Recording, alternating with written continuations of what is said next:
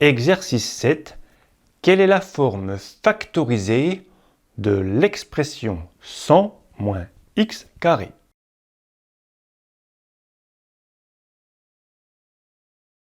C'est un exercice de réflexion, un petit peu difficile.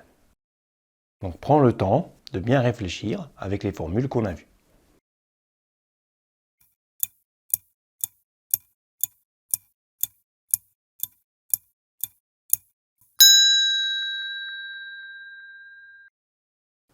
Comment factoriser une expression? On demande de factoriser une expression. Nous, on a vu dans les cours de 4e, 3e, surtout 3e, pour factoriser une expression, on doit d'abord chercher un facteur commun, puis placer ce facteur commun devant une grande parenthèse et placer à l'intérieur de la parenthèse le quotient des termes par le facteur commun.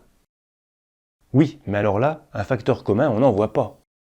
Parce que le 100, on ne peut pas le mettre avec le x carré, et on ne peut pas non plus diviser 100 par x pour factoriser, donc ça ne va pas.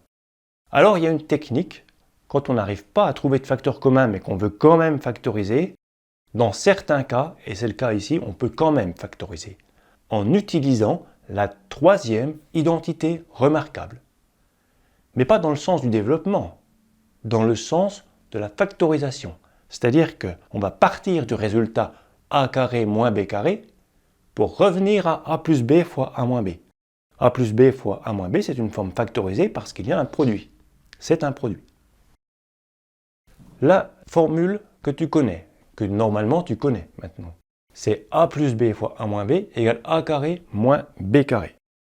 Ça, c'est la troisième identité remarquable. Cette troisième identité remarquable, si on l'écrit dans l'autre sens, a carré moins b carré, ça fait a plus b fois a moins b.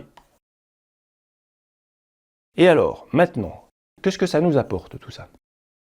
Eh bien, ça nous apporte que notre 100 moins x au carré, on ne trouve pas de facteur commun, mais on sait que 100, c'est 10 au carré. Donc on se dit, ah ben, c'est une différence de 2 carrés. Donc je peux utiliser le résultat de la troisième identité remarquable pour factoriser. Je dis c'est 10 au carré moins x au carré. Éventuellement, tu poses a égale 10 et b égale x. Tu appliques la formule et ça fait 10 plus x fois 10 moins x. Et ça, c'est la forme factorisée de ça.